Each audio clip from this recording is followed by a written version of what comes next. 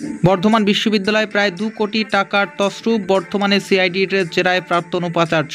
বর্ধমান বিশ্ববিদ্যালয়ে প্রায় 2 কোটি টাকার আর্থিক তছরূপের ঘটনায় চাঞ্চল্য। এই ঘটনায় এবার বিশ্ববিদ্যালয়ের প্রাক্তন উপাচার্য নিমাই চন্দ্র সরকারকে বুধবার তলব করল বর্ধমান শহরে ভাঙাকুটি এলাকায় সিআইডি দপ্তরে।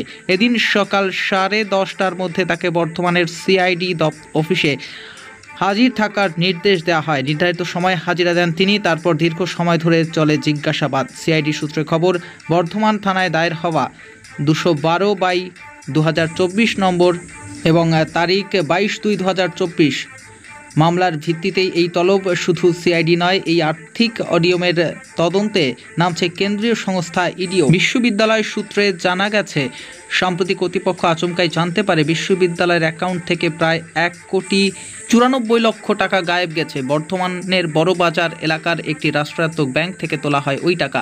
মেয়াদ শেষ হওয়ার আগেই ফিক্সড ডিপোজিটের টাকা তুলে নেওয়া হয়েছে বলে অভিযোগ। পুরো ঘটনায় শিক্ষা মহলে তীব্র চাঞ্চল্য ছড়িয়েছে। সিআইডি দীর্ঘক্ষণ জিজ্ঞাসাবাদের পর দপ্তর থেকে বেরোতেই সাংবাদিকদের মুখোমুখি হয়ে তিনি জানান, নো কমেন্টস। এই বিষয়ে প্রাক্তন উপাচার্য নিমাই চন্দ্র সাহা কোনো মন্তব্য করতে চাননি। তবে বিশ্ববিদ্যালয়ের কর্মচারী সংগঠনের সভাপতি অরিন্দম মল্লিক বলেন, এটা হওয়ারই ছিল। বহুদিন ধরেই এই ধরনের গোপন কারসাজি চলছিল। বর্তমানে বিশ্ববিদ্যালয়ের প্রশাসন, তদন্তকারী সংস্থা এবং কেন্দ্রীয় গোয়েন্দাদের নজরে এই ঘটনা। তদন্তে থেকে বেরিয়ে আসতে পারে আরও বিস্ফোরক তথ্য বলে অনুমান। স্যার, একটা বিষয় যে ব্যাংকে যখন টাকা তুলতে গেছিল তখন তো সিগনেচারের মানে মোবাইলে কি কোনো মেসেজ আসেনি যে টাকা তোলা হচ্ছে? স্যার, অ্যাডভাইজারি নোট তো আপনার সময় চালু হয়েছিল স্যার। আপনি যেতে দিন আমায়।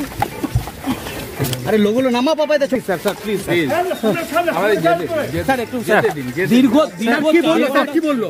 যেতে দিন আমায়। স্যার কি প্রশ্ন ছিল?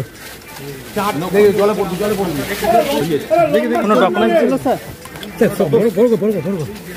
বড় করো। স্যার কি বললো স্যার? গর্ত আছে স্যার। স্যার কি বললো স্যার? স্যার কি বললো স্যার? কি বললো স্যার? স্যার